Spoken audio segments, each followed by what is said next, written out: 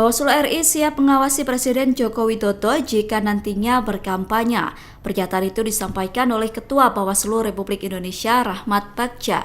Bagja mengatakan hingga saat ini Presiden belum mengajukan cuti untuk kampanye. Jika nantinya Presiden ikut kampanye, Bawaslu akan mengawasi Jokowi. Bawaslu akan mengawasi apakah Jokowi melakukan hal-hal yang dilarang atau tidak. Salah satu hal yang dilarang ketika Presiden ikut kampanye adalah menggunakan fasilitas pemerintah.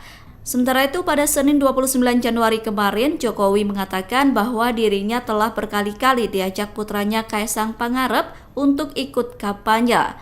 Namun ajakan itu ia tolak mengingat ketika dirinya menyampaikan undang-undang soal Presiden boleh memihak saja ramai diperbincangkan. Pernyataan itu disampaikan Jokowi seusai makan bakso bersama dengan Capres Prabowo Subianto. Jokowi mengatakan terkait ikut kampanye, dirinya masih berpikir lantaran memicu kontroversi publik.